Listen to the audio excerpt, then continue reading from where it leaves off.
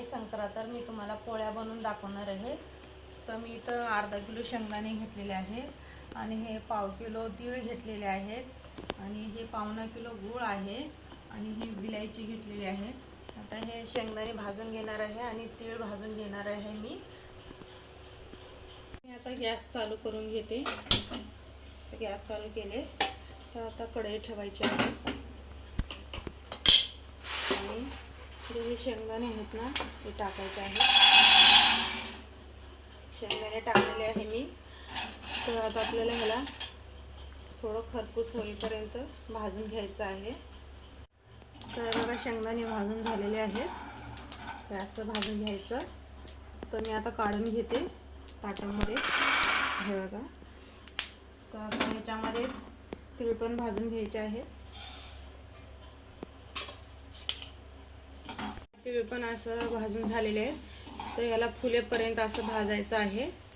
त्याला कलर पण आलेला आहे छान। तर मी आता गॅस बंद करून घेते। आपल्याला ह्याला काढून घ्यायचं आहे ताटामध्ये। ते शेंगदाण्याचं साल काढून घेतलेलं आहे बघा असं। तर आता याच्यामध्ये थोडे शेंगदाणे घालायचे आहेत आणि थोडं गूळ टाकायचं आहे ह्याच्यामध्ये, हे असं, आणि थोडे तीळ हे आता मिक्सरला लावून घ्यायचं आहे। असं हे मिक्सरला मी लावून हे वाटून घेतलेले आहे, म्हणजे जाडच ठेवायचं आहे, बारीक नाही ठेवायचं आहे। हे असं हे बघा जाडसर ठेवायचं आहे। बारीक केलं ना मग ते शेंगदाण्याची चव नाही माहिती पडत आहे, त्यासाठी थोडं जाड ठेवायचं आहे। तर मी आता पोळीसाठी पीठ चुरून घेते मी। तर बघा इथं मी हे चाळणमध्ये पीठ चाळून घेतलेले आहे। तर आता मी ते 1 चमचा हे मीठ घालणार आहे मी। तर मी तर मीठ घातले, तर 3 चमचे मी तर तेल टाकणार आहे ह्याच्यामध्ये। तर हे बघा असं तेल टाकले मी। तर पिठाला आपण हे पहिलं असं ह्याला असं चोळून घ्यायचं आहे। तर हे बघा असं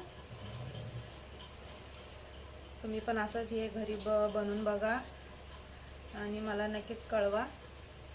छान एकदम खुसखुशीत एकदम पोळ्या होतील छान अशा।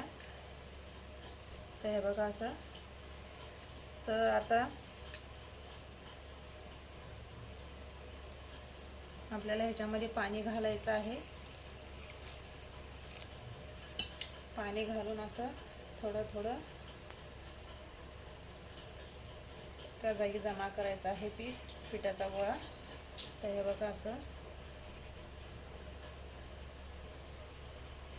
हे बघा पीठ चुरून आपलं आता झालेलं आहे। पिठाचा गोळा बनवलेला आहे मी, असं मळून घेतलेलं आहे पीठ, चुरलेलं आहे पीठ। तर आता मी ह्याला 15 मिनटं मुरत ठेवणार आहे।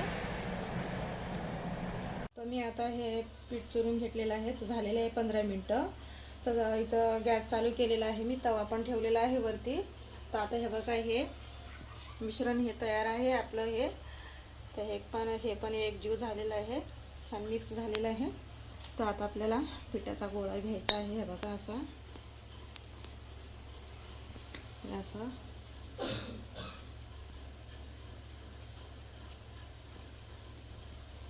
बघा असं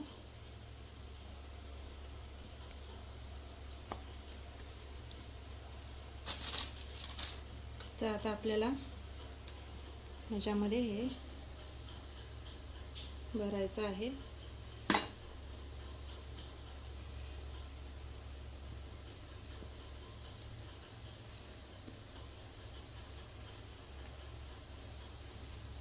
जास्त भरलं का एकदम नरम पोळी छान होईल। तर हे बघा असं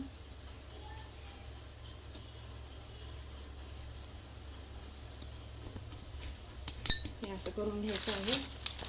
तर आपल्याला हे खाली थोडंसं पीठ टाकायचं आहे, हे पेपर ठेवायचं आहे। तर हे बघा हे असं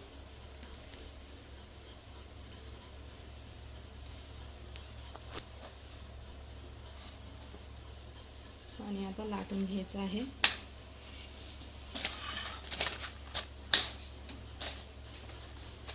तर हे असं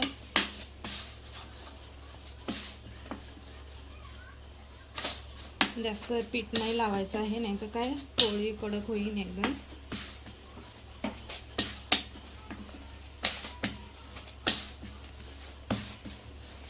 याचं पाहिजे असं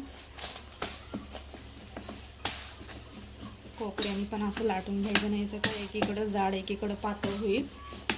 तर त्यासाठी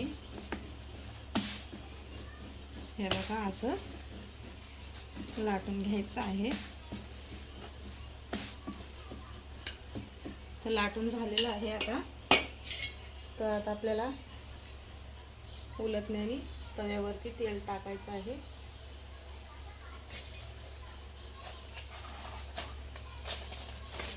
आणि हे बघा ही पोळी आता आपल्याला, हे बघा जास्त पीठ नाही लावलेले आहे, हे असं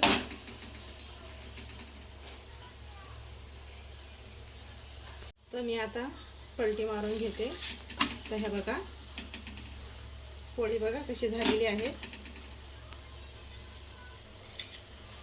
तर आपल्याला याला खालची बाजू शेकून घ्यायची आहे. त्या साईडने असं तेल लावून घ्यायचं आहे. तर बघा आणि पलटी मारून घ्यायचं आहे. आणि या साईडने पण असं तेल लावायचं आहे.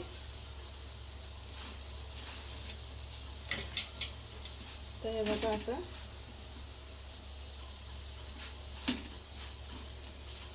बघा ही पोळी आपली कशी झालेली आहे.